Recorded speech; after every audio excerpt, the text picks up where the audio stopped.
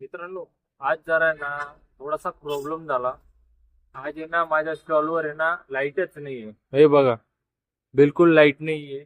कारण की ना मी ज्या लोकांकडून कनेक्शन घेतलेलं आहे ना लाईटचं, आज त्यांचं दुकान बंद आहे आणि ते गेले एक गावी. तर ते आता उद्याला परवाला येतील, त्यांनाच माहिती. परंतु मित्रांनो, आता माझं मटेरियल काय थोडंच राहिलंय. हे बघा, चटणी वगैरे हे एवढंच मटेरियल राहिलेलं आहे. हे माझं मटेरियल संपलं ना, मी माझ्या झोमॅटोच्या कामाला निघून जाणार आहे. आणि झोमॅटोचं काय मी रात्री 12-1 वाजेपर्यंत करतो.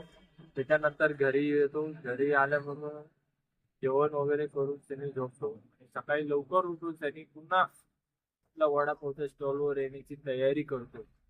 म्हणजे चटणी वगैरे मसाला ते सगळं तयार करूनच यावं लागतं.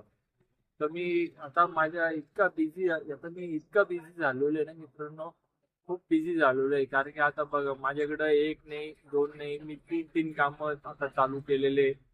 तर पहिलं आहे माझं हे ब्लॉगिंग बनवणं, दुसरं आहे माझा वडापावचा स्टॉल आणि तिसरं आहे झोमॅटोचं काम.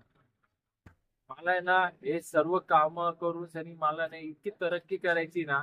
आणि मला माझ्या घरच्यांना आहे ना सुखाचं आणि आनंदाचं दिवस दाखवायचे आणि इतर लोकांना दाखवायचे की आम्ही करू शकतो आणि आम्ही करून दाखवणार.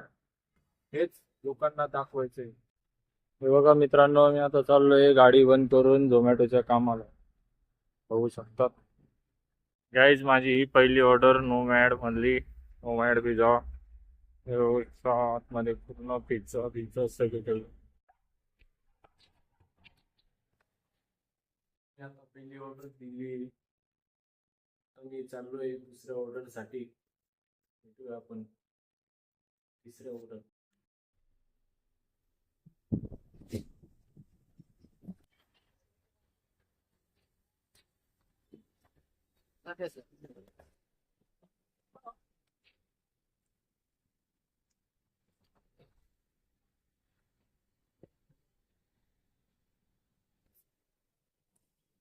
मित्रांनो, या काकाने यार मला पानपुरी खाऊ घातली. खरं खूप छान आहे, मस्त आहे. हे बिल्डिंगांचं बघा मित्र, असं लपडं राहतं.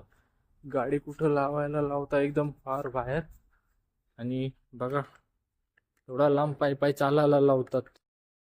अशी ही अवस्था आहे स्विगी झोमॅटो वाल्यांची, डिलिव्हरी बॉय वाल्यांची. बघू शकतात.